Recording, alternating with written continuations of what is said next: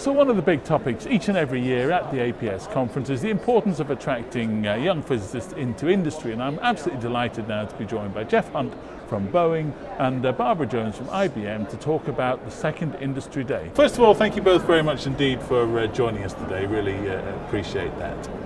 So second Industry Day, what's the second Industry Day? Well, second industry is nano to meso, and it's a study of things from how you can compute them and then grow them, right? And why don't you take over? I caught that. I'm going to run with it now. So the basic notion is this. Everything in industry is driven by not just making it work, but making it work at a profit. Right. And that means that the old notion of, run to the lab and try it, this is just over, it's unaffordable, okay? On the other hand, the good news is that if computers have gotten better and better, you can make models, you can kind of know how things are going to be working even before you go off into the laboratory or before you go out into the manufacturing floor. That's the way we do things these days. Now, certainly you've heard the term additive manufacturing, sure. But oh my God, this is so 5 years ago. The next thing is to say, I've noticed trends already happening in the national laboratories where the notion is to say, instead of just starting with chunks of stuff and predicting how those are going to work, let's see if we can make the chunks down to atomic size, molecular size, and to say, how far can we carry those calculations up, and then to really form something that's truly predictive as opposed to, at some point, you got to go to a model. Now, give me an idea of who's involved. What kind of industry, what kind of companies are there, and from where?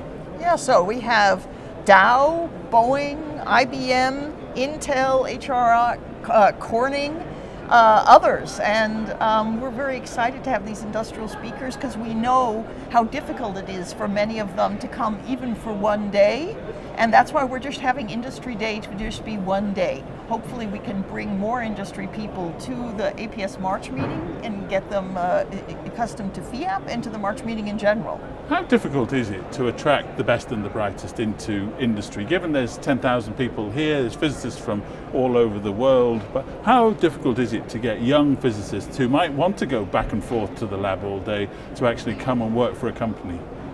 It's challenging in the sense that you finish high school, you go off to college, you go off to graduate school, and there's this notion that, if I want to do real physics, that means I have to be in an academic environment because what else is there? Right. Of course, when I interview students and they say, I'm just a physicist or just a chemist, do my skills, apply to industry? And I've just developed a stock answer over the years. I say, oh no, we don't do any physics in my company. At that point, the silliness of their comment sort of becomes obvious, and I don't have to beat them over the head with it. The notion is, we don't know how to do everything arbitrarily, okay? If we did, we could quit all this and gaze at the sky. But the point is that in industry, there are still challenges constantly.